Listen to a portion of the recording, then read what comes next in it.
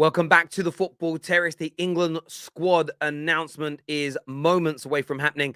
Big news has broke this afternoon that both Marcus Rashford and James Maddison, along with Callum Wilson, will be included in the 26-man squad to travel to Qatar for the 2022 World Cup. We are, of course, as you can see, sponsored by One Football today. Make sure you're downloading their app for all the very latest and best football news available.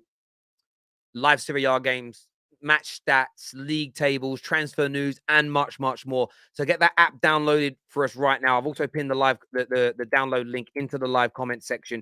You can scan that QR code as well. But from my point of view, very, very intrigued to see who is in this squad.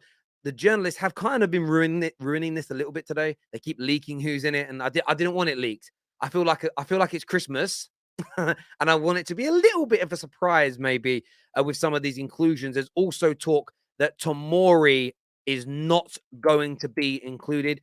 Ex-Chelsea, current AC Milan centre-back Tomori is not going to be included, but James Maddison, Marcus Rashford, and Callum Wilson are reportedly in the squad. It doesn't make, I'll tell you one thing that did make me laugh today. One thing that people keep saying, Terry, I'm late. How am I late? I went live 3 minutes early. I don't even know what that means today. I saw Igal tweet, and he said the report suggests that Bukayo Saka's in the England squad. Yes, we all know that Bukayo Saka is going to be in the England squad today. We know Saka's in. We know Kane's in. We know Maguire's in. We know Pickford will be there. There are reports that Kyle Walker will also be in the squad as well. KJ will be joining me as the formal announcement is made. But please make sure like buttons are being smashed. We're here to get your instant reaction. We'll take some calls today as well, because we want to know what you think and we want to know what you feel about the squad that's going to take England to this big World Cup. And of course, there's a lot of expectations on Gareth Southgate. A semi-final and final in his last two competitions have been huge for him. Huge. So the expectation has grown probably to the biggest of a couple of generations. As an England fan, I expect progression. I expect, at the very least, a quarterfinal stroke semi-final from this team. And anything after that, with the quality of our team, would be an added bonus. But with many injuries, with many nations, a World Cup never having been held in the Middle East before, we have no idea who's going to win. And the reason I say that is because when you look at European-based World Cups, predominantly European teams that win. And sometimes the location, the weather, the feeling, the time of year. There's another factor is time of year. No one's ever played one of these World Cups mid-season before. Normally, some people feel exhausted at the end. Who's exhausted now? No one. So there's lots of different factors to this World Cup that I'm very, very excited about indeed. And it has now been announced, ladies and gentlemen, the squad is now out now. We're going to put this up. We're going to get this up for you on the screen. I'm just going to mute the sound so the sound doesn't come out. The squad has now been announced, and they've got like a Pickford, and there's Pope. Ramsdale is in the team. They're doing like a thing. I'm not going to show it in case you get a copyright strike for it. Defense now. Trent Alexander-Arnold has made the England squad. Trent Alexander-Arnold has made it. Luke Shaw, Jones. Let me go back a little bit here. Let me go back a bit. They did loads of them, right? They did too many at once. I weren't even watching. I was shocked about Trent. So Trent, Dyer, Cody, Maguire, Shaw, John Stones, Kieran Trippier, Kyle Walker, and Ben White. Ben White has made the World Cup squad, people. We're moving into the midfield now. Conor Gallagher goes, Bellingham goes, Henderson, Mount, Phillips, and Declan Rice. Conor Gallagher is there, people. He's at the World Cup. And up front, who is going to be the strike force? Who are going to be the attackers? Foden, Grealish, and Kane are in the team. Next up, Maddison, Rashford, Saka. They're in the team. Raheem Sterling and Callum Wilson. Tony has not made the squad, but Marcus Rashford, he is there. There is a squad on the screen as you can see it. There it is, a very small pool of midfielders. But Foden, Grealish, Kane, Maddison, Marcus Rashford, Bukayo Saka, and Raheem Sterling make up the rest of the England team. No Sancho in this side. No Tammy Abraham in this side. No Tomori in this side, as you can see. fairly light in midfield as well. There was talk maybe of Ward-Prowse. He is not going to the World Cup. I want to know what you think of Phil. KJ's here with me now. Big reveal, my friend. The squad's out. That's England's team. Rashford makes it. Maddison makes it. There's a lot of creativity in that team. Yeah, but there's a lot of creativity with for a pragmatic manager, man. It's gonna be interesting. I think obviously the core players there that we knew were going, Kane, Sterling, like Maguire, Pickford, like those guys aren't surprises to me. I'm surprised about James Maddison. It seems like for the longest time that Southgate had something maybe against Maddison, similar to like kind of Jack Grealish, that maybe it's the personality thing that he doesn't like, or something along those lines with James Maddison. He gets in. I am very shocked that Conor Gallagher is going. Conor Gallagher, for me, should not be going to that World Cup. You've got players like Ward-Prowse, who have probably done more, I believe, done more for Southampton. If you want to add like another defender in there, you've got players like you got Tomori, he's obviously not going. And I'm just surprised that Conor Gallagher is in there. Like after what I've seen for him, don't get it wrong. Him at Crystal Palace, great loan spell. But when we've seen him in the biggest team that he's played for in Chelsea, he hasn't looked great. Well, you know what I mean? He has not looked good. He's looked better in those more advanced roles, and the issue there is that you've got Foden's and Grealish's and Maddison's that will be ahead of him potentially in those more advanced positions. I suppose with Calvin Phillips, with Conor Gallagher though, I have seen him play on the right hand side of things. So I think there's an element of utility. You think about Kieran Trippier can play on the left, can play on the right. You know, Ben White can play as a centre back, can play right back. You know, kind of looking at Gallagher can play a couple of midfield roles. Mason Mount, a couple of attacking roles. Phil Foden and Grealish are interesting ones and Maddison, because they're all considered forwards. But I also think of them, especially Maddison, more as a midfielder anyway. I don't necessarily. Yeah, he can play in that midfield role. Yeah. So I think there's some real interesting dynamics and elements to this squad. But it's going to be, again, like ever, it'll be very, very intriguing to see how this team does, how this team performs, you know, when it's actually out there at the World Cup. But I'm going to be honest with you, very biasly, of course. I'm very, very glad to see Marcus Rashford there. I'm very, very glad to see Rashford in the squad. I think he gives England something a little bit different. If you think about barring Harry Kane, most of our other attackers, you think about all of them, they all really like that ball to feet. With Marcus Rashford, he has the ability, especially if you've got to draw defenders apart, to run off the wings. He's a sprinter. He's a runner in a team as well as everything else. So I think you need a Marcus Rashford that can give you a different dynamic to your game. So I'm glad to see him there. And I think Ben White as well. I think Ben White genuinely deserves this call-up after the season that he's had, because he has been nothing short, in my opinion, of sensational at right back. Defensively, that is. He hasn't been Trent Alexander-Arnold going forward, but defensively, he's been great. Passing out the back, progression with the ball has been very, very good as well. And just to confirm it to people, that is the England squad you can see on the screen. To name it to you, Jordan Pickford, Pope and Ramsdale, Alexander-Arnold and Cody, Eric Dyer, Maguire, Luke Shaw, John Stones, Kieran Trippier, Kyle Walker, Ben White, Bellingham, Gallagher, Henderson, Mount, Calvin Phillips, who has barely kicked a ball this year, I will add, Declan Rice, Foden, Grealish, Kane, Maddison, Marcus Rashford, Bukayo Saka, Raheem Sterling, and Callum Wilson. We want your instant reaction to that, my people. Make sure like buttons are being smashed. Yeah, there's no Tammy Abraham, no Tomori in this team as well, no Tony either. None of those individuals have made it. Any shocks in there for you? Callum Wilson is a shock, to be fair. I would have thought that he actually might have gone with Abraham, because he just knows Tammy Abraham. He's a young player, and you know what he's like. He likes young players. So the fact that Callum Wilson's going, like, respect to him, respect to Southgate for picking him, because he's been in fine form for Newcastle, and he does deserve to go. I'm not gonna lie, Jordan Henderson still in the England squad.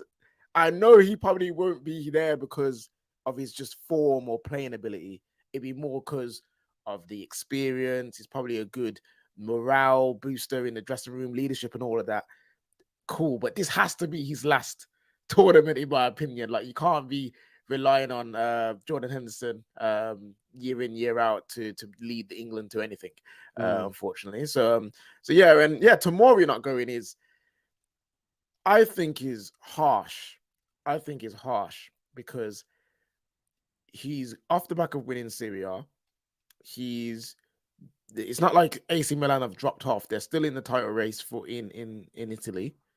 Yeah, you could say you don't rate the country and but like, if we're saying we need options in the forward line as something different, then we need options in the defensive line as something different. And Tomori would give us something different in defensive line. Yeah. If there's a strong, quick striker, I know you say you can have Kyle Walker, but he's just been back of an injury. You know what I mean? So we don't know how he's going to adapt. Tomori would be a great person to play. It's like, right, Mbappe is playing today. We just need you to keep up with him. You know what I mean? Like, especially if we're playing a back four, if we're playing back three, whatever, he would be that option that I would say, yeah, he could give us something different in a back line that we don't normally have. And could come to bite us on the backside. You know what I mean? We don't know. But I think he should have gone. And you could argue Eric Dyer maybe could have been the one to come out on that spot. I totally get that. And there's a few questions here. One here from Taz says, how's Phillips in the squad? I think this is one thing where I defend the manager is, yes, there is meant to be this element of meritocracy. You pick on form. That only takes you so far. You have to pick people that have also never let you down. And there are certain players, Phillips and Rice, Maguire, of course, Harry Kane, even Pickford in an England shirt. Irrespective of what people look at Pickford as in the Prem, for England, Pickford has seldom made a mistake, seldom had a bad game. And that's important because growing up, and I don't know how old you all are watching, growing up as a kid, there's one thing that my dad used to scream about was that the squads would rotate enough. And he said, you've got to create, my dad's words were, you've got to create Club England. You need it to be an element. You need it to be a little bit like a football club where you have your base and you have your core. And of course you add to it. Yes, you promote into it. Yes, you promote meritocracy. But sometimes it could be, Harry Kane's been so good for England. There's a better example, a real life example. Raheem Sterling, the back end of the 2020 season, the 21 season, he wasn't very good. But I think he barely scored for the last 3 or 4 months of the season. There was talks about him not making the England squad. He'd never been bad for England at any point, went to the Euros and was our best player and helped get us to a final. So there's an element there of Club England that's also important, but it is key to bring in players like Maddison's and everybody else who keep everybody on their toes. You've just got to get the balance right. And the one go on, mate. I think the main issue is, and I've said it in the group chat and I say it again, it's when Southgate continually says form, game time, merit. Form, game time, merit. When that's supposed to be his criteria of picking squads, it's hard for people to then see certain people who have not had game time or not have form. And in terms of in the league, you can say they don't have the merit for the club. But equally, but that's because you said, sorry, go on. But if he said, sorry, let me finish this.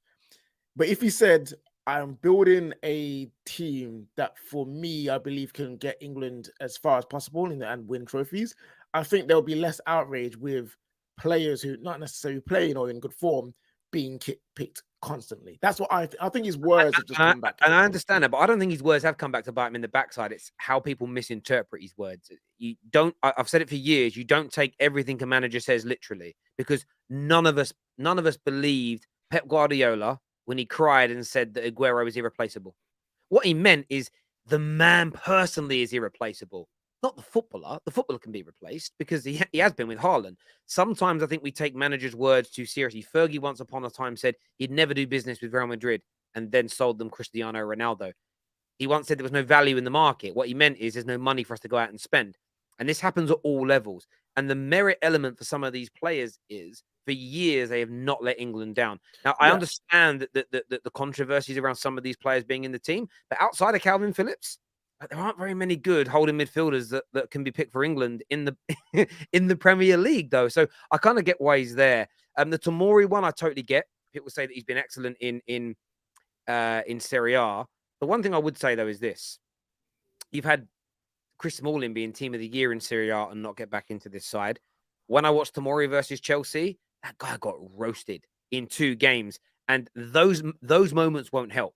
That won't help your cause when you go up against like another English team. And again, he was getting roasted by Mason Mount, by the way, that a lot of people didn't feel should even be in this squad. So I kind of get it to a degree.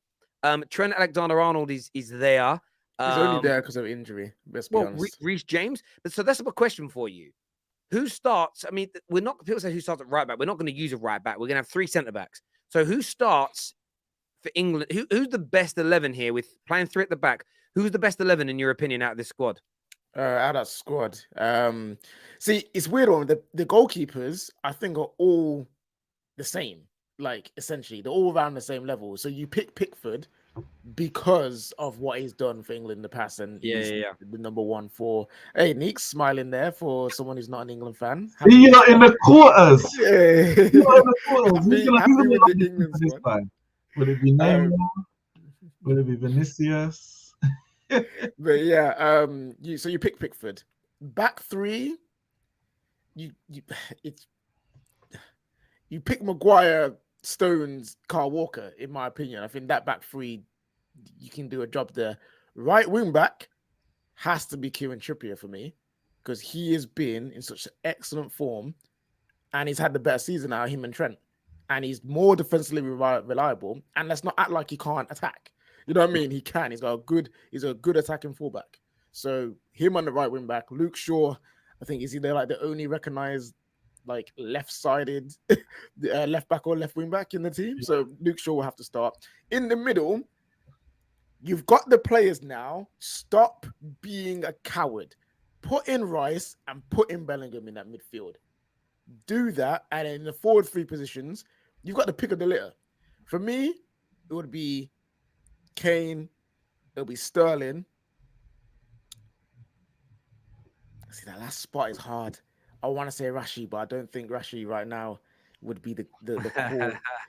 You know what I mean? Like, I don't think Rashi's the call. I would say, you know what? Yeah, because again, he's had an amazing season as well. He may have not done it for England yet, but I believe he can do. I think Phil Foden in there. This is the thing. I think for the way that Southgate plays. Sorry, Saka. Yeah, the way that Southgate plays. Saka. Sorry, Saka. It probably should be Saka and Sterling, but I think for the talent of this player, not even just the talent, the ability. If Southgate can't find a way to get Foden into this team and playing well, that in itself is criminal. In the last Euros, obviously, able to watch Jack Grealish. Foden is clear of Grealish, and he's like 5 years younger. I don't know exactly how much, but he's about 5 years younger, and he's clear of Grealish. He is obviously, other than Harry Kane, he's England's best attacker easily, and arguably, he's definitely the top 3 players in the team, like in terms of ability alone. Yeah. And if you got this man on the bench, again, you pick your best team, not just the best players. You take your best team, the one that works. But I feel like you must be able to find a solution, a formation, a structure that gets the best out of Foden. No, you're right. So that, again, for me, what I would do, we know he's going to play 3 at the back. So Pickford starts in goal for me because he's just being so good for England. My back 3 would be Maguire in the centre. Sorry, we're going back 3, but I mean, but that's how we play. But you think in the group stage against Iran, Wales, and he's still going to go back 3? I'm going to go over back 3 just because that's how we normally play. And over the last year, though, we have been playing 4-2-3-1 or 4-3-3, so it could show a change. Okay, so let's do it with 3 at the back, and then we'll do a 1-4. So with 3, I would go with Maguire in the middle because I'm not putting him out on the left, and in the middle, protect him. That's what I would do. The left-hand side, I'd go with John Stones. He's our best centre-back, so put him in that position. And right-sided centre-back in a 3, I'd go with Ben White. Because when you play 3 at the back, often the 2 either side of the centre-back will push further forward, but into more an inverted midfielder role, if that makes sense. So I'd go with Ben White. He's been doing that this year. I'd go with Luke Shaw on the left. The right, it's either Trippier No, Trippier would go in there for me. In Mhm. midfield, Bellingham and Rice. It has to be those two starting in midfield for the hard games. And then I'd play with 3 attackers, but I would have it would look on paper like 2 10s, but I would put Foden on the left-hand side and I put Saka on the right. But what I'd be asking them both to do is, of course, drift into wide positions as well. So sometimes they're central, sometimes they're wide, a little bit of fluidity. And of course, I'd start Marcus Rashford up front. And I'd Harry, listen. There is a world. Yeah. There is a world where if we want to go PMP England, I would happily do it. But like we'll talk about that. Yeah. But the only thing is, Terry, with that, when you got that 3 of Saka, Kane, Foden, all of them want the ball to feet.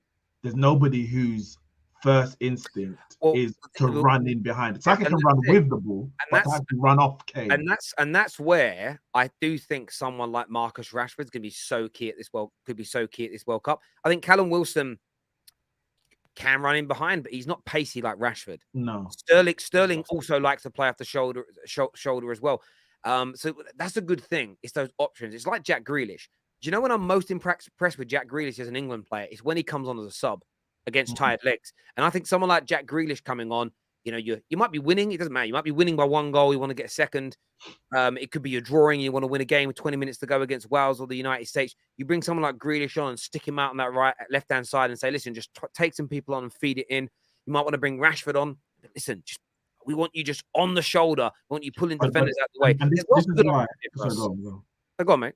No, I was going to say, this is why I think he has to try the 4 in the group stage, at least. Try the 4 when you're playing the weak opposition. And if it doesn't work, if they're that bad in the 4 against the weak opposition, then just forget it, play the 3 in against the bigger teams. But that's how you can get a Foden in, potentially like in a 10 kind of position, and you can still play a Sterling or a Rashford off the left. Because I think one of those 3 in the attack, the front 3, have to have the thing of, I'm going to run off. I'm going to be on the shoulder, run into space. Kane's going to come deep. Saka's going to want the ball to feet. Foden's going to want the ball to feet. You've got midfielders.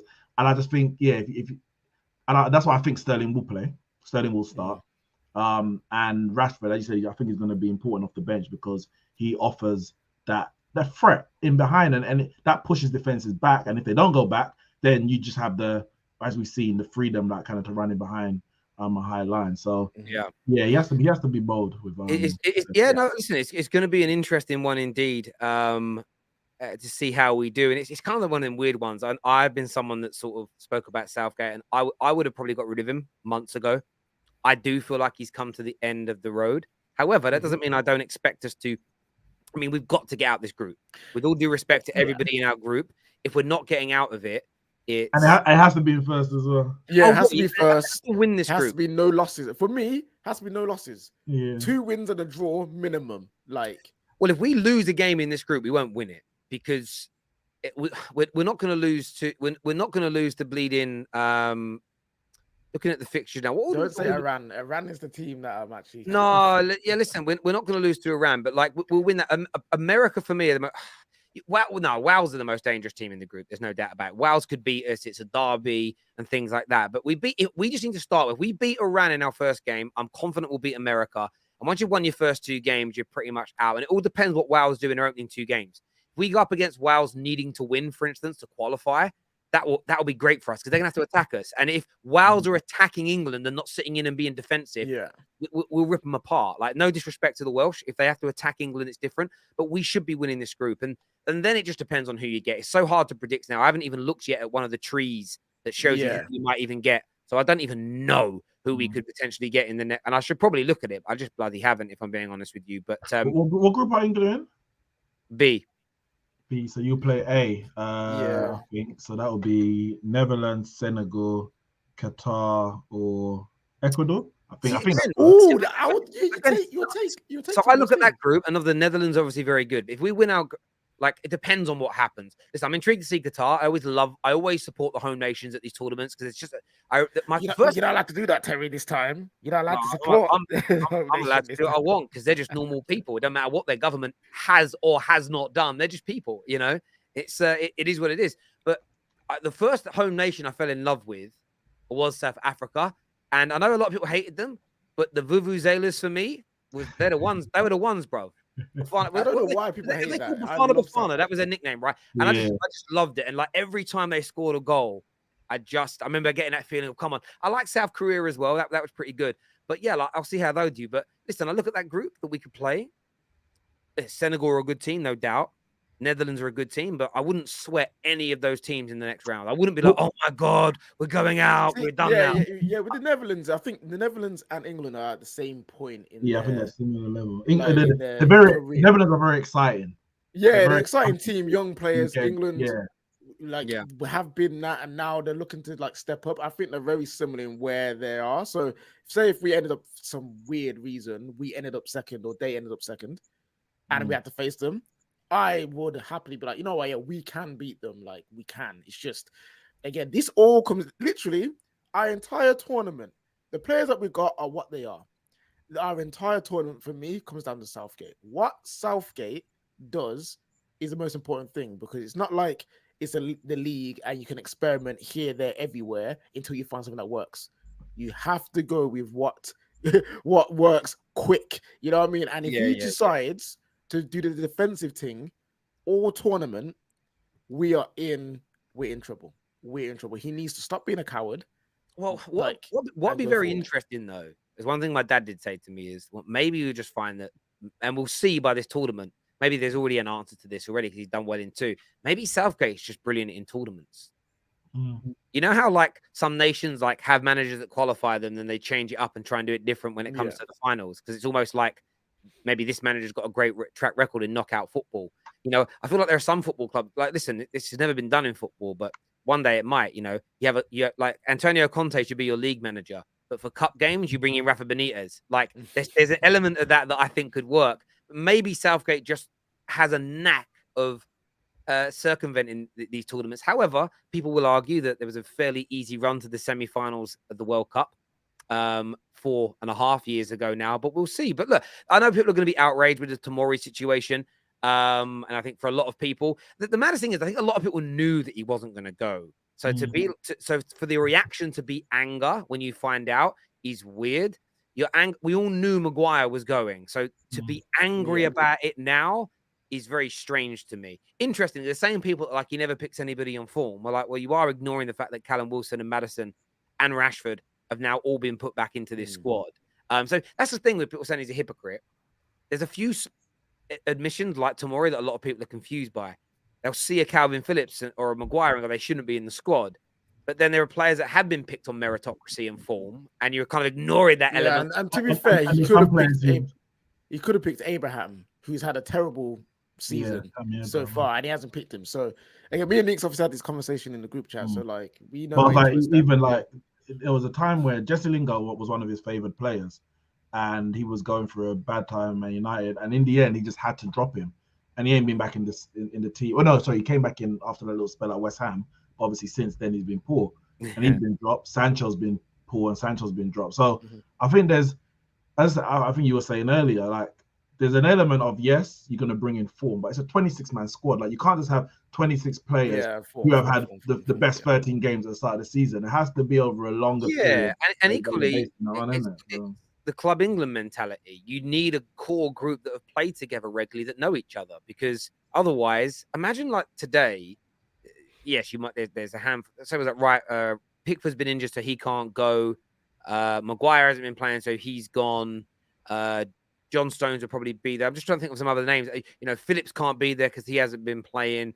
You get rid of Mason Mount because he's not been in form. You get rid of loads of players because there's quite a few of the main attackers you would argue haven't been in the best of form. You suddenly get rid of them and throw new players in. It'd be like, oh, hello, nice to meet you. We never met before. We're now going to go and spend hopefully a month together, about 6-7 weeks together. We don't know each other. There's no relationships. You can't start that straight away. And sometimes I don't think it's as easy as fans want to make it seem, which is why I like when I wanted to change, it needed to be months ago. I knew after the last round of internationals we were never going to sack him, even though I felt that that's what I wanted. Yeah, but it's one of those ones where for me it's like this: if he doesn't prove now that he can be the guy, like if he doesn't get to like the final, like for me it's like we start again, not in terms of rebuilding the squad again, because I don't think it actually needs rebuilding because we've got a lot of young players, but we need to start again with a new manager, a new way of playing, and we go again for the Euros. I think this should be his final one. And there are reports saying that he will step down after the World Cup, no, regardless how well we do. We'll see if that's true. Some people saying England want to give him a new, the FA want to give him a new contract. I think he probably should step down. Like 3 tournaments is a lot of tournaments. Like what's his name? Who was the Germany man? Joachim Low. Joachim He Low, went on too long. Yeah. Like he just started going on too long, and it's just like yeah. Deleting me. I think 3 tournaments is a lot of time. The strangest thing is with Southgate, and this is where I like to be fair. When people say he's not proven as the England manager, I want to ask this question to people. I think if you said before he was manager, would you say, if you said to people, would you say get into a semi-final of a World Cup and get into the final of the next 2 tournaments on the bounce? Would you look at that as success for England, considering how bad we've been since like since the early 70s? Most people would go, I'd take that every day of the week. We've never got that far. We've had a manager who's done it. And then people are like, well, if you don't win it, you're just not good enough. And I don't necessarily think international football is that black and white, because you're not playing in a tournament every year. So if, for instance, the World Cup was every 2 years, the Euros were every 2 years, but so essentially every summer there was an international tournament, and he'd been here since 2007 until now, and he'd had sort of 5, 6, 7 attempts and hadn't won one, that would make more sense. But essentially, this is the equivalent of, to a degree, it's like your manager not winning the Champions League in his first 2 attempts. But getting to a semi-final and a final, you wouldn't say sack. Maybe you would, maybe you wouldn't. And Thomas Tuchel got sacked, of course, losing a final. But I suppose there's a balance with it. But I do think unless he wins it, or we do really well and narrowly miss out, I do feel like this has to be the end. But I get a feeling that if he does really well, that's actually no, that's not true. I did read one report that said that win, lose, or draw, he might go at the end of this. Yeah. And then I think if he wins it, you probably just leave anyway. Leave it a high. Yeah, leave it a high. The only way is down from there. So you leave a hero. Yeah, leave it a high. Leave, be goated, knighted, the greatest English man. Literally. I'm gonna go through some of these super chats here. This one says such a death of defensive mids in England that Kelvin Phillips is selected without playing. It's true. What we would give for a Michael Carrick is unbelievable.